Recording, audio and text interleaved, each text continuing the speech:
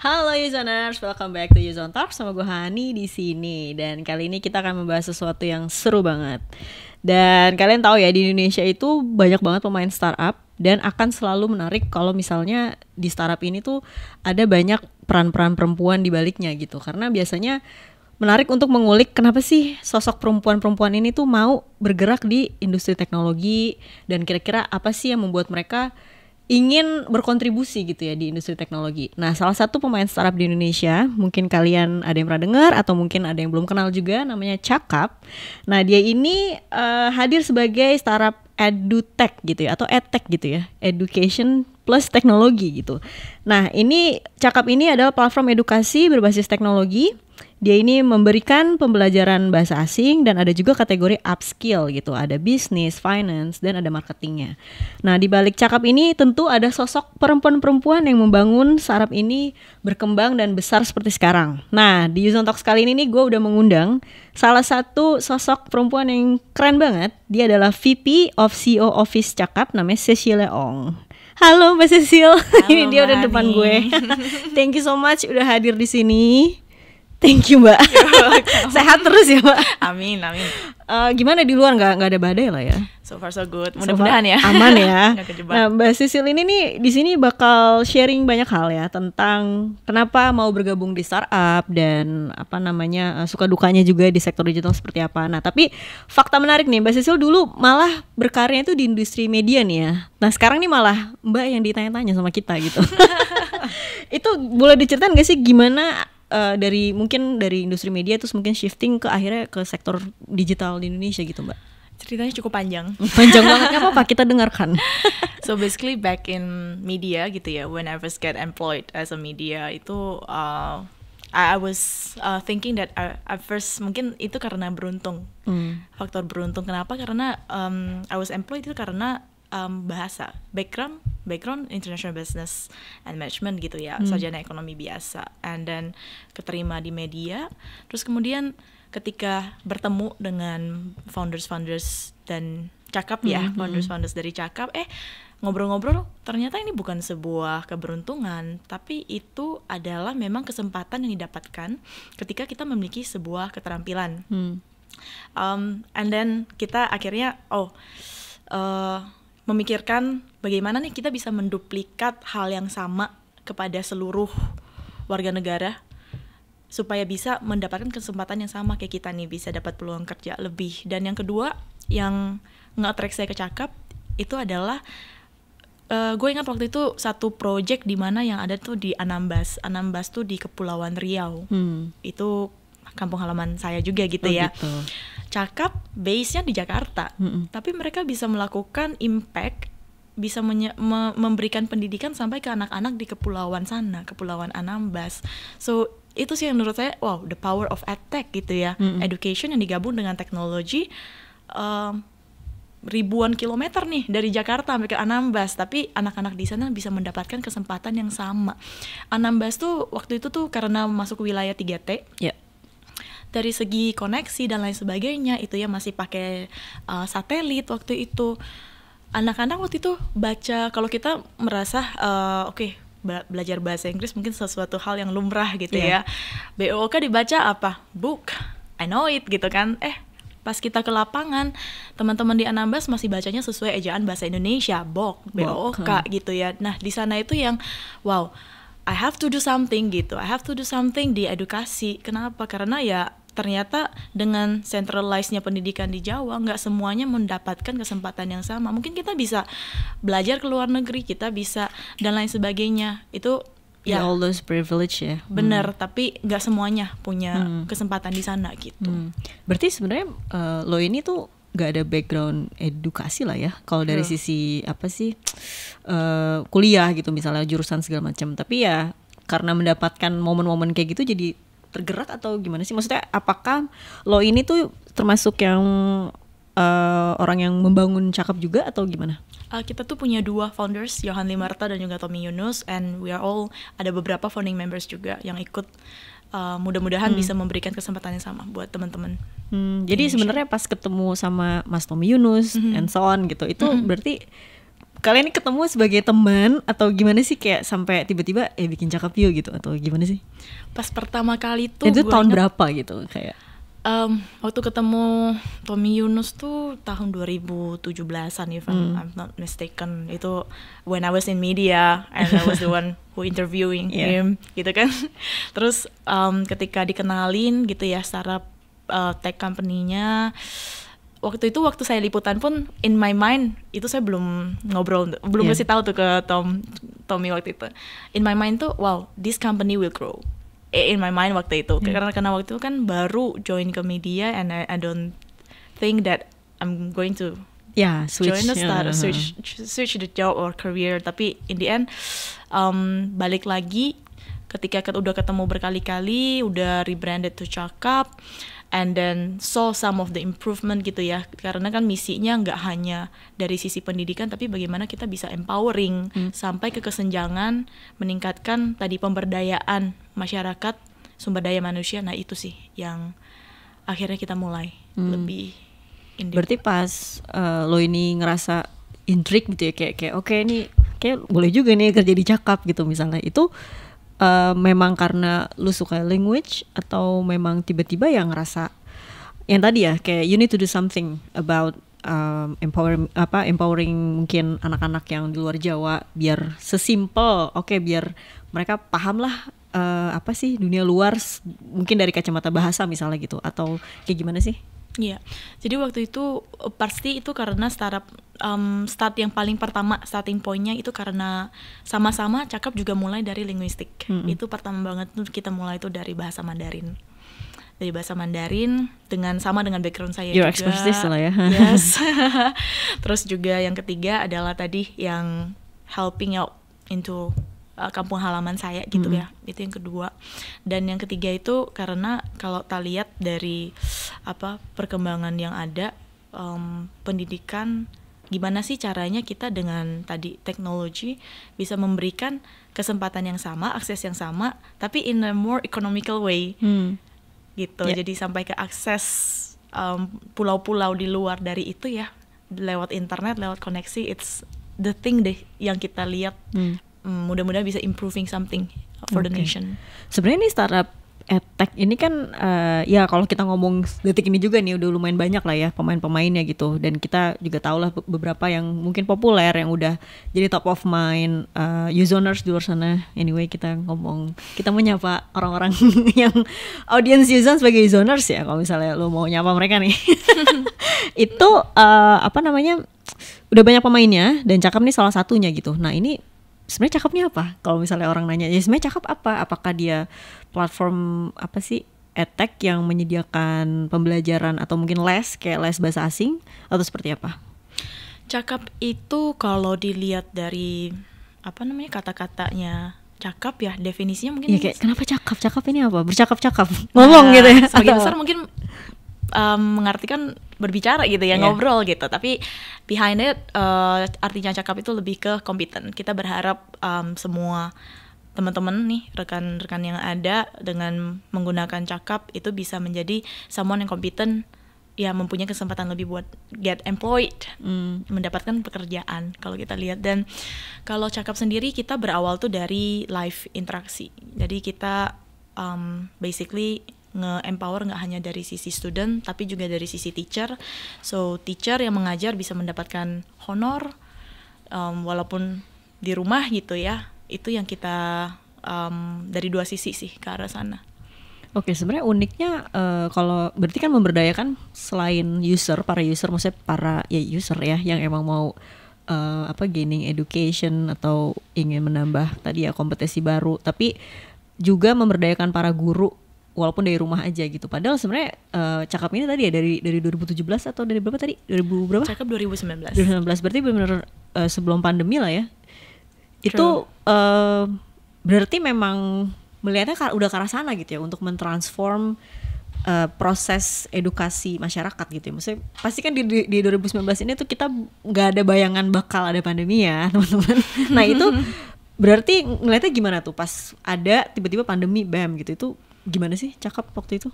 Waktu itu tuh thanks to koneksi internet juga ya, dengan adanya Palaparing waktu itu kan satelit yang ada itu koneksi jauh lebih pesat dibandingkan tahun 2015 back then yang dimana kuota internet juga masih mahal banget. Terus kemudian waktu 2019 kita masuk, kita memperkenalkan tuh, kita sebenarnya prediksinya adaptasi masyarakat terhadap online learning itu butuh beberapa tahun ya. But then because of the pandemic malah mempercepat, speed up. Blessing in disguise gitu ya. Enggak blessing juga, Patan. Untuk transformasi digital itu sendiri tuh banyak yang bilang blessing in disguise sih, kayak oke, ini nggak ada ya, banyak hardship dari pandemi, tapi ya untuk dari sisi sektor digital ini di tanda kutip lah gitu, dibantukan dengan adanya pandemi ini ya, orang jadi dipaksa untuk ya lo harus going digital gitu. True. Tapi walaupun tanpa pandemik ya, Indonesia sendiri kan punya 270 juta jiwa penduduk gitu kan. Setiap tahun itu kita butuh minimal banget 3,8 juta skill worker. Skill worker di sini berarti memiliki basic, kemampuan paling basic lah, yang vokasi, skills, keterampilan, walaupun tanpa adanya pandemik. Jadi dari pasarnya sendiri tuh gede banget. Makanya kenapa dari awal-awal 2019 adanya Cakap, mulai dari bahasa, kemudian kita masuk ke vokasi ya, keterampilan. Nah itu perlahan-lahan demand-nya ada, marketnya juga gede, yang belum ke-explore di area sana. Dan ngomongin lini bisnis, banyak edtech yang udah muncul sebelum Cakap pasti. Tapi kalau kita back into developed countries, lini dari masing-masing industri itu banyak banget, ada yang sampai spesifik detail banget sampai ke coding doang gitu misalkan. Nah jadi kalau dibilang edtech udah ada, yes, badan edtech yang di masing-masing lini tertentu itu men-serve purpose yang berbeda-beda dan tujuan yang berbeda pastinya. That's why Cakap muncul di lini tadi, skills, keterampilan, bahasa, kira-kira seperti itu. Oke. Dan sejauh ini berarti gini, kalau misalnya aku nih aku bisa nggak sih daftar di Cakap? Bisa banget dong. Maksudnya itu untuk semua usia gitu ya? Yes, productive age, tapi dari anak-anak mencakup sampai productive age. Jadi anak-anak yang dari sisi usia 4 tahun ke atas, kemudian juga dari teenagers yang mau early age banget ya? Yes, yang mau berkembang mengambil kuliah ke luar negeri, itu kan juga butuh satu certificate, exam in bahasa, kemudian sampai ke dari yang employed, yang pengen switching career untuk career development itu bisa. Dari yang sebelum mendapatkan pekerjaan pengen nyari kerja nih, tapi gimana ya biar gue bisa mendapatkan skill yang dibutuhkan di lapangan gitu kan. Nah itu kita provide juga. Dan itu proses daftarnya pun gampang ya? Gampang. Maksudnya atau bisa melalui apps, website. Kalau apps tinggal di download dari iOS, Android. Berarti kalau dari awal tuh sebelum ada yang upskill program atau upskill produk ini, berarti memang fokus utamanya awal-awal belajar bahasa asing ya? Benar. Bahasa Sisil nih sebagai orang yang bisa Mandarin itu lumayan ini gak sih? Turun tangan gak sih untuk menghandle, I don't know, mungkin bahasa khusus yang Mandarin aja atau gimana? Sempet ini gak sih? Contribute di situ gak sih? Waktu itu, yes, we have some program juga untuk edukasi bahasa itu ya. Waktu itu sempat we handle that, and then termasuk linear bisnisnya yang non-English, Japan, Mandarin, sekarang kita juga ada bahasa Korea yang lagi hype-hypenya, Korean drama gitu ya. Kalau bahasa itu menurut kita tuh sebuah kebiasaan sih, nggak peduli age-nya, mau belajar dari kecil, mungkin dari kids itu lebih mudah absorb. Cuman dengan membiasakan diri menggunakan bahasa asing dalam kehidupan sehari-hari itu bisa mempercepat, speed up the learning process juga. Makanya kita awalnya memperkenalkan Cakap, ada di aplikasi, bahkan belajarnya bisa di aplikasi gitu kan, melalui HP aja, bisa conversation sama guru. Nah kita belajarnya light, nggak formal banget, tapi lewat conversation kita belajar. Guru-guru dari Cakap pun bagaimana cara pengajaran itu pasti pembawaannya satu fun, yang kedua nge-relate. Misal contohnya ya, di pekerjaan sehari-hari nih, gue ketemu staff A atau staff B gitu ya, langsung gue tanyakan ke guru gitu, cara saya spell A dalam bahasa Mandarin gimana ya gitu. Cara langsung spell practical banget ya. Yes, jadi nge-relate itu kadang bisa mempercepat tuh proses pembelajarannya. Comprehendingnya kayak lebih secara nggak langsung kita belajar Padahal kita ngobrol. Oke, ini sebenarnya gue tuh masih agak penasaran sih, Mbak Cecil ini dulu di media gitu ya, terus mau shifting ke digital sector gitu, itu dulu galau gitu nggak sih? Kayak mungkin dulu itu di media berapa lama ya Mbak? Sekitar 4 tahun. Lumayan lah ya. Nah itu mungkin lagi seru-serunya ketemu banyak orang, termasuk yang tadi ya CEO cakep ketemu dari pekerjaan awal gitu ya. Terus tiba-tiba tergerak untuk masuk ke sektor digital ini, pertimbangannya apa? Dan mungkin apa ya, ada galau-galau gitu nggak sih? Pasti karena kan dua industri yang cukup berbeda ya. Satu media, satunya tech based company. Pertama tuh kalau dari sisi media ke arah tech itu pasti banyak banget istilah yang kita bingung. Iya, belum aware ya. Seri pendanaan, ya kan? Pivot, apa itu pivot gitu? Pivot. Iya, banyak banget istilah yang kita harus catch up. Yang kedua juga karena media bisa dibilang kita juga waktu kerjanya fleksibel, shifting ke sana gitu kan. Awalnya ada deg-degan juga sih. Ini jam kerjanya seperti apa ya gitu. Tapi ketika joining in ternyata seru banget ya. Karena dinamisnya itu tinggi banget. So dan bekerja nggak berasa bekerja, tapi ibaratnya kayak belajar in the progress aja gitu kan. And everyday itu hal yang berbeda yang kita temuin gitu kan. Ya sama sebenarnya dinamisnya kayak di media. But then ketika masuk ke sini a lot of fresh things, a lot of karena tech lu berada di depan border gitu ya. Jadi a lot of inovasi yang lu juga harus kembangin, gak hanya stay tune di sana gitu. Jadi challenges a lot. But then when you're in fun, you're not really working. Bener-bener learning everyday juga sih. True. Dan wah tadi mau nanya apa tuh jadi lupa kan. Tadi soal teknologi ini kayak mungkin tadi ya kayak banyak istilah baru yang harus dipelajarin segala macam. Nah itu so far nih kayak udah di tahun sekarang nih apa aja sih suka dukanya gitu loh, kayak misalnya masih struggling misalnya soal banyak bukan istilah doang sih, mungkin di landscape startup yang mungkin masih terasa foreign gitu, atau sebenarnya Mbak Cecil nih udah ngejalanin kayak biasanya, atau seperti apa gitu loh kayak suka dukanya. Suka dukanya kalau dari sisi suka tuh bisa dibilang challenges-nya yang you enjoying, keep challenging yourself gitu ya. Karena ya when I was joining Cakap, a lot of challenges yang diberikan lah dari founders gitu ya, starting from business development and then to CEO office sampai ke investment relations. Ketika melihat hal-hal yang baru itu excited banget deh. Oke, lebih ke excited ya. Yes, when you are nearing your comfort zone gitu ya, and then you're being challenged ke a new challenges, it's one of the thing. Kalau dukanya, I could say you can say anything here. Kalau dukanya mungkin manajemen waktu ya, harus di manage. Mungkin itu lebih ke obstacle gitu kali ya, bukan yang challenges sih. Oke, challenges ya. Yang duka banget juga sih ya, gitu challenge ya. Yes, you have to manage your time very well. Banyak yang nanya saya, tuh ada kepengen work-life balance nggak sih? Kalau menurut gua nggak usah work-life balance deh, yang penting work-life harmony. Wow, mencari keseimbangan aja di sana gitu.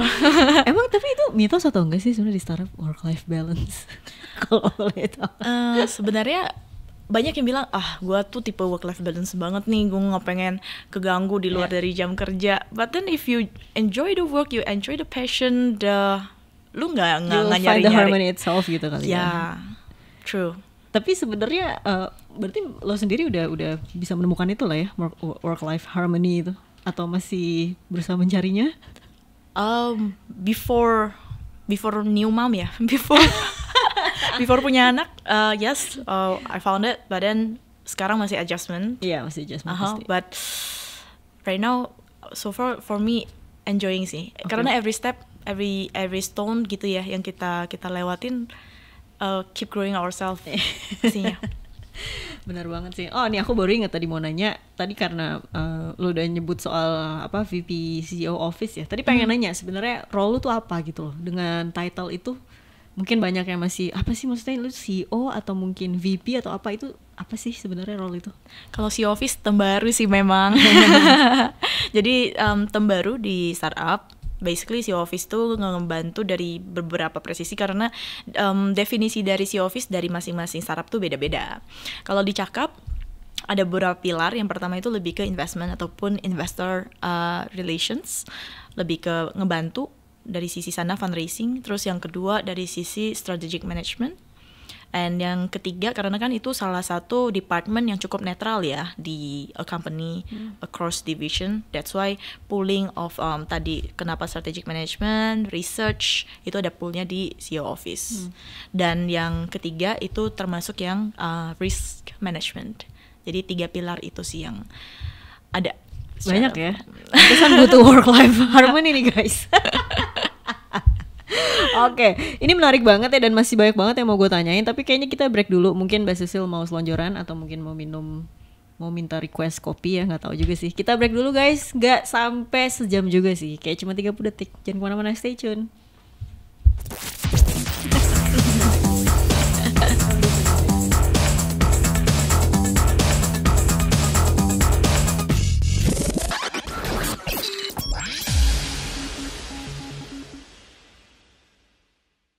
Siapa cakap, dia dapat. Cakap!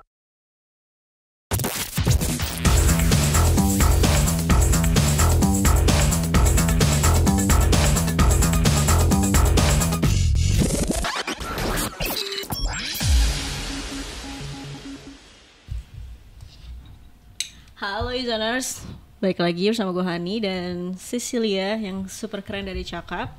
Nah, kita mau lanjut nih ngebahas banyak hal, tapi coba Mbak Sisil ambil satu pertanyaan karena gue punya banyak pertanyaan yang lain sih. Gue butuh pertanyaan random, paling gak satu lah gitu ya. Gue kira lucky draw. Ini lucky draw sih, cuman pertanyaan bentuknya harus dijawab pokoknya ya. Wow, what would you do with your 15 minutes of fame? What would I do? With 15 minutes? 15 minutes of fame. Answer it fast. No. What would I do? 15 minutes. Daftar cakap gitu nggak ya? Promote Cakap. Serius, anaknya cakep banget pokoknya. Itu Baby jawabannya. Baby Cakap. Itu udah final answer ya. Perhaps. Oke. All about cakep pokoknya hari ini ya guys. Nah, oke, kita lanjut lagi nih ya. Sebenarnya kalau ngomongin startup edtech itu memang banyak ya. Tadi kita udah mention, let's say ada mungkin yang terkenal banget ya, yang udah sangat merakyat gitu. Bisa ada Ruang Guru, ada Zenius, or whatever lah, banyak banget. Sebenarnya yang bikin Cakap ini beda tuh apa sih? Kalau tadi mungkin saya sempat nyinggung dikit mengenai lini bisnis. Nah, lini bisnis kan di education industry itu banyak banget kan, dari K-12 formal education masuk sampai ke specific skills. Tadi ada coding, ada lain sebagainya. Nah, kalau dari Cakap sendiri, we are operating itu under vocational sama linguistik ya kan. Jadi itu salah satu. Dan yang kedua, kita ngedrive-nya bener-bener ngedrive live interaksi 2 arah. Karena ya we believe skills itu harus dipelajari memang dari practicing, harus benar-benar di-guide sama professional experts ataupun dari sisi teachers. Apalagi let's say belajar bahasa pun harus dikoreksi. Kalau belajar bahasa, how to pronounce, how to spell, ya kan, cara bacanya kayaknya bener nih, tapi dikoreksi nih sama teachernya nih, nggak, cara baca kamu seharusnya begini gitu. Kayak gitu sih yang kita so far selalu ngedrive. Oke, nah ini kalau termasuk apa? Termasuk satu material yang bisa kita benar-benar accommodate. Jadi kalau belajar bahasa Inggris hanya grammar bosan ya. Nah, kita benar-benar accommodate ke specific jobnya. Misalkan nih job hospitality, bahasa Inggris yang dipakai kan pasti beda dong sama bahasa yang umum. Bahasa Inggris ada di media istilah-istilah apa gitu benar. Nah, kita panggilnya tuh for specific purpose. Jadi benar-benar sampai ke industrial yang dipakai term istilahnya itu kita akomodir di sana. Dan teachernya juga berarti memang apa ya? Ada proses kurasi yang benar-benar sedetail itu ya untuk. Berarti bukan teacher yang general aja, tapi memang mereka yang spesialis di situ gitu ya? Yes, we do screening. Jadi kita ada tim edukasi khusus, background teman-teman dari pendidikan pastinya. So we curate, other than curate, kita screening, interview, kita internal juga ada grading sistemnya. How do we tadi misalkan nge-define which teacher yang kira-kira cocok ya buat ngajar kids, yang mana nih yang cocok buat ngajar adults. So that's how we differ. Oke. Nah ini kalau ngomongin bahasa asing, kayak tadi kita udah ngobrol-ngobrol sih di balik layar gitu ya. Kayak kalau sesimpel ngecekin TikTok gitu ya, banyak banget orang bukan lagi flexing dia jago bahasa Inggris lagi nih kan, kayak suka ada gara-gara drakor nih ya, let's say orang-orang tuh pada ke Korea-Koreaan, tapi not only about mungkin the fashion atau mungkin makanannya doang, tapi mereka udah terdorong untuk berbicara pakai bahasa Korea gitu. Itu sebenarnya bukan hal yang aneh-aneh, itu justru good thing gitu, ketika orang terdorong untuk ini artinya apaan ya, kalau spesifik bahasa Korea nih, ini jadi demand yang tinggi banget juga gak sih sejak adanya drakor gitu di Cakep ini nggak? Demandnya gimana bahasa Korea? Bahasa Korea, aku say demandnya cukup gede ya, karena kan ada dan that. Tapi tadi yang Mbak Hani mention juga it's a positive things, karena dari belajar sana banyak banget yang nggak hanya drakor gitu, nggak hanya drama, mereka pengen banget tahu culture dari Korea seperti apa sih, makanan di Korea seperti apa, bahkan banyak yang termotivasi buat ngambil scholarship ataupun kuliah ke Korea. Nah itu dari sana teacher dari Cakep kan juga kita panggilnya Sam ya, Sam dari Cakep. Kita juga banyak yang kuliah backgroundnya dari Korea, universitas, bahkan ada salah satu our course manager Korea juga sekarang lagi di Korea nih completing her master's degree. Nah jadi banyak banget sharing-sharing yang dilakukan oleh Sam dari Cakep kepada murid-murid. Kalau mau ngambil scholarship di University Korea tuh harus begini-begini loh, kompetensinya dan lain sebagainya. Nah itu kita melakukan sharing juga, memperkenalkan budaya dari sisi tadi edukasi juga secara kaitannya. Oke, jadi nggak cuma language-nya doang gitu ya, tapi culture segala macam juga bisa didiscuss, bisa diobrolin gitu ya di dalam Cakep gitu. Benar. Wow, keren banget kalau misalnya ada orang yang ngerasa nggak punya temen gitu, misalnya kayak aduh teman-teman gue pada nggak suka Korea, itu bisa gabung di klubnya Cakep gitu.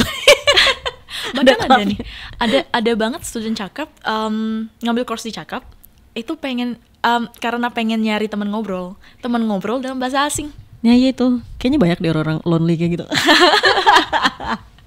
Tapi kayaknya itu banyak sih, aku yakin banget banyak orang yang nggak selalu pertemanan circle kita aja tuh interestnya sama gitu ya. Jadi Cakep juga sebenarnya bisa jadi wadah itu berarti ya, nggak cuman all about belajar atau benar-benar. Ya. Jadi kita kan ada kelas, selain kelas private ada juga kelas semi private tuh. Nah bertemu teman-teman baru dari background industri yang berbeda di dalam satu kelas. Itu enak banget sih kayaknya. Maksudnya kayak fun banget gitu.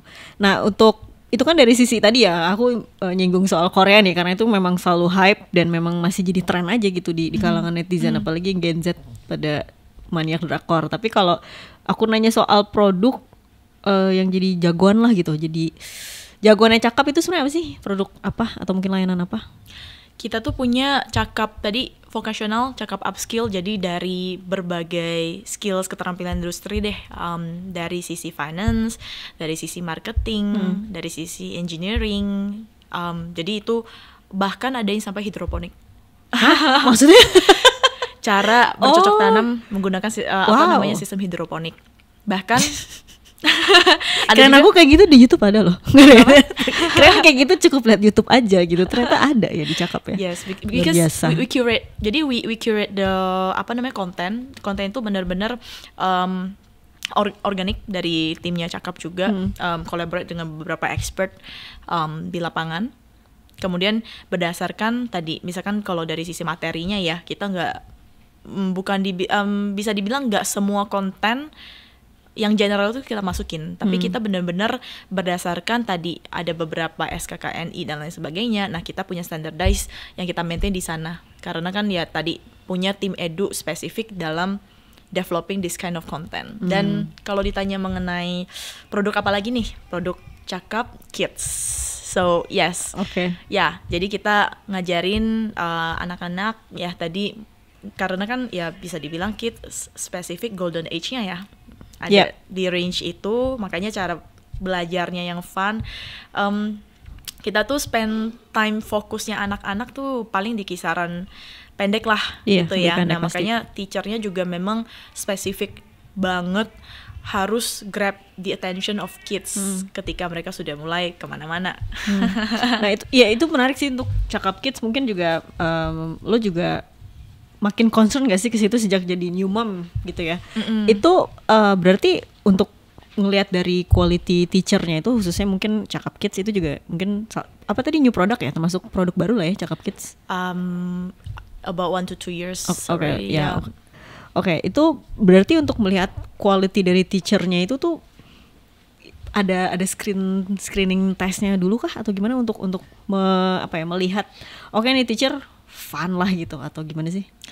Kalau dari sisi spesifik, let's say technicalities, pedagogi dan lain sebagainya itu sebenarnya sama. Kalau dari sisi adult sama kids, cuman memang dari sisi pengajarnya itu kita ada ngebedain karena ada beberapa yang cocok banget nih buat ngajar kids.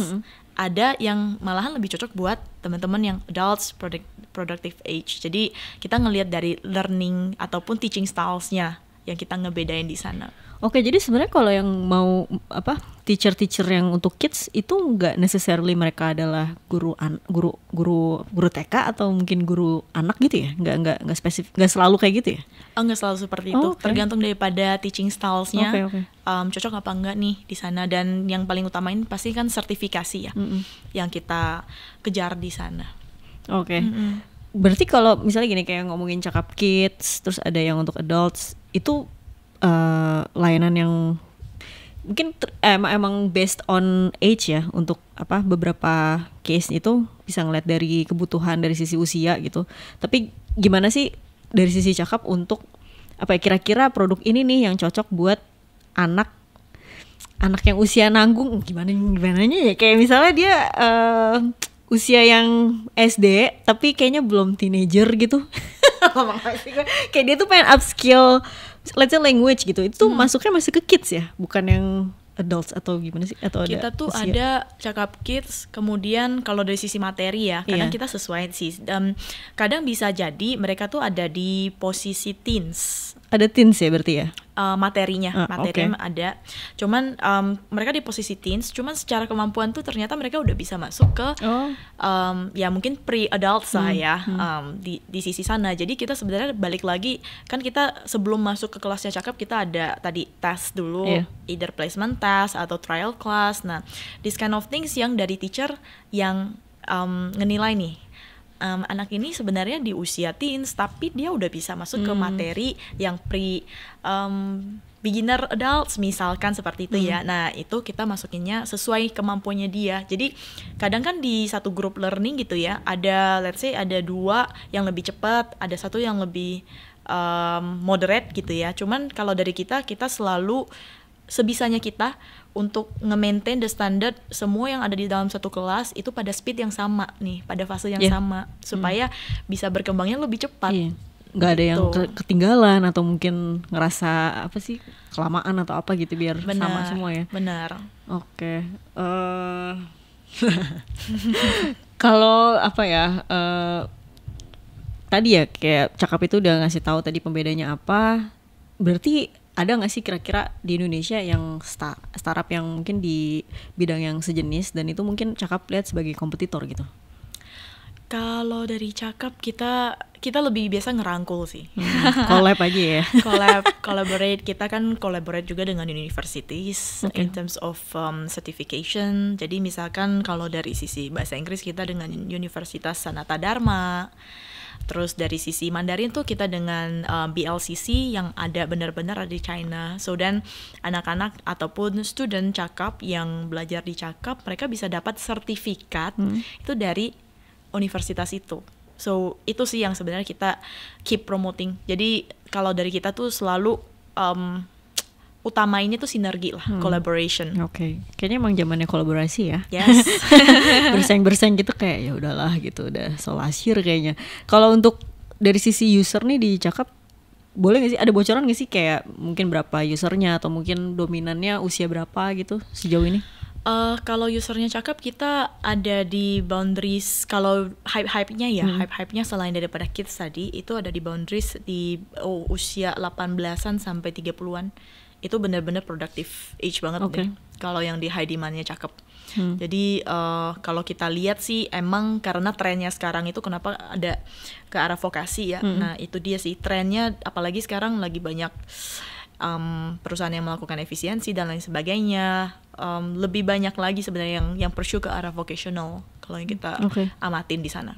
Oke, jadi lumayan ya, vocation memang kayak selalu ini ya, selalu menarik berarti ya, selalu dicari lah gitu seenggaknya. Benar. Oke, berarti kalau misalnya orang yang entah itu vocation atau mungkin yang language, kalau udah selesai dapat sertifikat. True. Oke, kalau yang vocation itu sertifikatnya bisa membantu dia dalam job seeking atau gimana? Ya, memang banyak yang menggunakan sertifikat. Jadi kalau dari Cakap sendiri juga kan kita supaya nge-standardize diri juga ya, sertifikat yang diberikan oleh Cakap, kita juga ada tadi di beberapa university. Selain university, kita juga nge-standardize our certificate juga untuk beberapa badan sertifikasi seperti BNSP dan lain sebagainya. Nah itu yang kita drive supaya secara yang dikeluarin oleh Cakap itu bisa berguna buat yang mencari pekerjaan. Memang ada beberapa yang juga yang udah mulai menggunakan sertifikat Cakap dalam tadi pencarian pekerjaannya. Kalau kayak apa, mungkin lulusan let's say SMA gitu ya, dia ingin melanjutkan kuliah tapi I don't know, mungkin ada obstacle atau apa ya, hal-hal yang membuat dia mungkin harus menunda. Dia pengen upskill dulu nih gitu. Nah itu sertifikatnya bisa dipakai untuk universitas yang dia tuju nggak sih? Atau harus apa ya, apply ke mungkin kampus yang sudah bekerja sama Cakap gitu, kayak gitu nggak sih cara kerjanya tuh seperti apa? Kalau dari vokasi sih sebenarnya sekarang nggak ada pembatasan seperti itu, yaitu kalau sertifikat itu kan as an additional value. Jadi kan masih general aja. Masih general. Cuman kita memang kedepannya punya aim setiap sertifikasinya Cakap itu memang ada standardize. Tadi yang mungkin saya udah sempat mention BNSP dan lain sebagainya, yang bisa tadi masuk ke linear industri pekerja dan juga lapangan kerja. Oke, berarti so far udah helpful banget lah ya untuk anak-anak muda itu gitu, yang khususnya yang memang job seeker gitu. Aim kita ke sana sih memang. Oke. Benar. Nah, di tahun 2000 ini benar-benar apa ya, karena menyambut tahun baru ya 2023 gitu. Tapi kalau kita flashback di 2022, emang landscape atau ekosistem startup di Indonesia bahkan global sih sebenarnya itu lagi huru-hara gitu ya. Kayak roller coaster gitu, kayak ada banget yang bikin geger, pendanaannya berapa, ada yang akuisisi juga, tapi didominasi dengan pemberitaan yang agak miris gitu ya, banyak PHK dari bubble burst ini gitu, fenomena bubble burst. Nah Cakap nih gimana sih selama 2022 ini? Kita memang sejak awal foundersnya Cakap juga ya, dari Tommy and Johan juga dua memang value banget sama fundamentals and efficiency. Jadi dari awal kita tuh emang keep the organization baik structure ataupun secara manajemen itu secara lean banget. Jadi bersyukur dan sekarang malahan kita beraim untuk menambah lagi nih tim-tim talent yang bisa bergabung, we call it Cakap Squad sekarang. Oke, berarti itu ini banget ya, beruntung banget ya, maksudnya di 2022 ini fenomena startup bubble burst ini nggak terlalu impact ke Cakap gitu ya, bisa dibilang gitu. Pastinya kita juga banyak improvisasi internal juga sih, kita juga explore business model, nge-grab let's say market baru yang bisa kita garap lagi gitu ya. To enlarge tadi yang kita udah efisien di awal, tapi kita enlarge to the optimization di tahun 2022. Jadi sampai saat ini memang bersyukur kita tidak melakukan efisiensi yang ada gitu. Emang timnya ada berapa sih, Cakap? Di Jakarta aja atau ada di pusat lain sih? We have several. Kita ada di Jogja juga. Baru-baru ini kita buka Cakap Innovation Hub di Jogja. Congrats. Thank you. Currently we have 200 plus teman-teman Cakap Squad sampai total sampai itu ya. Benar, sampai saat ini. Oke, itu ini banget sih, efisien banget kayaknya 200 ya. Maksudnya untuk startup edtech yang layanannya banyak banget. Ya agak sedikit gak nyangka aja gitu. Oh ternyata bisa loh efisien. Apa maksudnya dari awal memang menerapkan efisiensi tadi gitu. Itu berarti bukan tips sih, tapi how to manage supaya itu tetap efisien gitu. Itu berarti harus dipikirin banget gitu ya, tiap job desk atau tiap role yang dibutuhin, atau seperti apa sih? Kalau efisiensi ini balik lagi ya ke kalau let's say core bawaan ataupun yang di lead sama si founder sudah emang dari fondasinya begini nih, gitu kan, efisiensi sejak awal banget. Makanya dari sisi rekrutmen kita juga memang spesifik banget dari sisi let's say dari job desk dan lain sebagainya gitu kan. Kita juga ada melakukan performance management system ataupun kita call it PMS ya, sampai ke OKR yang dituju linear turun gitu ya. Balik lagi bagaimana nge-build up the culture. Jadi efisiensi itu nggak hanya sekedar efisiensi gitu, tapi how we build up sampai ke culture-nya sendiri as a company. Sampai management, sampai organization, sampai employees yang joining itu juga ikut let's say mempractice that kind of efficiency. Jadi ya dari awal udah di sana, kemudian dengan tim yang makin berkembang, makin banyak, sebenarnya akan lebih mudah untuk ada di sana, apalagi dengan visi dan misi yang udah tersampaikan, elevating people's lives. So we hope every Cakap Squad, I can say sekarang semua Cakap Squad itu bekerja pada satu goal yang sama, visi yang sama, ya, empowerment untuk mengurangi tadi kesenjangan sosial ekonomi yang ya tadi apalagi diprediksi tahun 2023 gitu ya. We hope dengan keberadaan yang ada kita bisa keep up lah. Berarti bisa dibilang emang udah jadi culture juga lah ya, culture perusahaan untuk jaga efisiensi dengan segala pengetatan atau spesifik dari sisi job desk dan role-nya itu. Benar. Nah tadi tuh menarik si Innovation Hub di Jogja gitu ya. Itu apa tuh? Bedanya apa sama yang di Jakarta? Sama aja sih. Kalau kita tuh namanya Innovation Hub tuh karena we want to remind ourselves juga ya, to keep up with the innovation, karena nggak hanya di sini nih, karena tech itu selalu muncul yang baru. Kenapa? Karena pasti ada aja masalah yang harus diselesain gitu. Ada edtech A tapi muncul aja nih problem B gitu kan, muncul lagi edtech B gitu. Makanya kita nge-remind ourselves, keep aware, innovation itu perlu, apalagi di boundaries tech ini ya, di tech industrial. Oke, berarti isinya apa, engineer semua di situ atau kayak pusat eksperimennya kah, atau sama aja kayak di Jakarta gitu ya? Campur. Yes, we have most of the tech, teman-teman tech juga yang backgroundnya dari sana, termasuk beberapa operasional juga sih yang ada di Jogja. Jadi tadi selain daripada ngebuka Innovation Hub, keep us aware on the importance of innovation, itu juga yang ketiga adalah kita pengen empower wilayah-wilayah lain supaya bisa tadi berkembang semua. Oke. Menarik sih, dan gak kalah menarik lagi nih tadi 2022 nih ya, Mbak Cecil, di 2023 ternyata juga ada ada kehebohan lain, padahal baru mulai 2023 nih ya. Di tahun 2023 ini banyak yang memperkirakan resesi ya, kayak abis Arab bubble burst tiba-tiba ada resesi yang emang mungkin banyak ya pemerintah segala macam masih pede lah gitu, kita nggak yang terlalu sunk banget atau masih bisa growing gitu ekonominya gitu. Tapi menurut Mbak Cecil gimana sih landscape sektor digital atau mungkin perusahaan digital in spesifik gitu?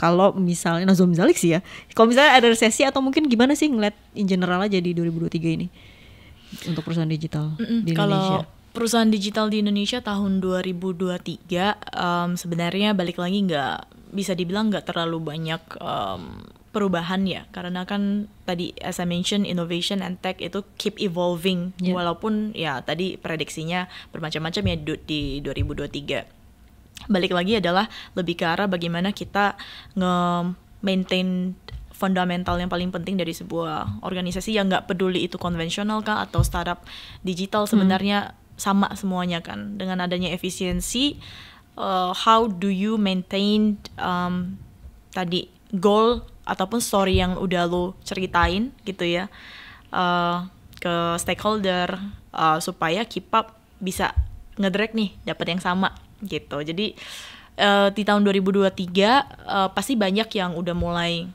keep fondasi as the core-nya mereka ya, nggak mungkin dulu jor-joran gitu ya kalau banyak of the industry gal.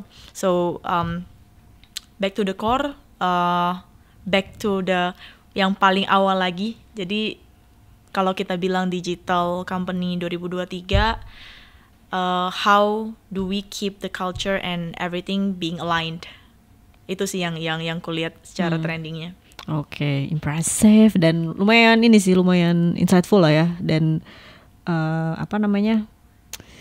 emang bakal menarik sih kalau menurut aku di 2022 aja tuh udah cukup banyak dinamika. We'll see gitu ya di 2023 ini bakal kayak gimana gitu. Nah, tadi Mbak Sisil sempat mention bahwa sebenarnya it's a good thing bahwa Cakap itu bisa overcome fenomena dari bubble burst, malah justru ada rencana untuk membuka lowongan baru gitu ya. Itu boleh tahu nggak sih bocoran nih, mungkin Yuzoners penasaran gitu, itu apakah di Jakarta apa di Jogja gitu nanti? Kita ngebuka talent baru itu. Kita bisa dibilang ngebukanya, kita nggak ngelimit secara geographical sih, but then we memang punya plan sneak peeknya. Memang punya plan karena kan semakin banyaknya produk baru nih yang keep develop dengan tadi market yang baru yang pengen kita garap. Mudah-mudahan bring in good news untuk tadi bisa menyerap lebih banyak lagi pekerja di lapangan kerja, khususnya di tech based company. Oke, semoga ini ya bisa mendengar good newsnya nih dari Cakap, khususnya job openings mungkin atau talent-talent yang mungkin dibutuhkan oleh Cakap. Nah ini karena keterbatasan waktu, set banget sebenarnya ya. Boleh dong terakhir mungkin breakthrough kira-kira di 2023 Cakap mau bikin apa lagi sih? Boleh ada bocoran gak sih? Atau mungkin harapan, atau mungkin ada fun fact atau hal menarik gitu yang perlu kita tahu nih tentang Cakap di nextnya seperti apa, bakal ngapain? Next year, basically mudah-mudahan we can go for regional expansion. Wow. Hopefully. Amen. That's one of the goal for us, and ya pastinya tadi beberapa produk baru belum saya belum bisa bocorin guys. Bocorin di sini, tapi mudah-mudahan very good news. Pantauin aja terus platformnya Cakap. Oke. Aduh, Mbak Sisil, thank you so much for being here. Sayangnya waktunya udah habis nih, udah sejam kita bercakap-cakap. Thank you so much untuk waktunya. Semoga sehat selalu dan semoga Cakap keep growing dan keep expanding, dan banyak good news yang akan kita dengar hopefully ya dalam waktu dekat. Oke, Yuzoners, thank you so much yang udah nonton. Semoga percakapan kali ini menarik, insightful, dan membuat kalian yang awam menjadi paham gitu ya setelah nonton ini. Jadi kalau kalian punya mungkin masukan atau ide kira-kira mau bahas apa lagi, silakan tulis di kolom komentar di bawah ini. Jadi segitu dulu teman-teman, sampai jumpa di episode Yuzon Talks berikutnya. See you guys, bye. Bye, thank you.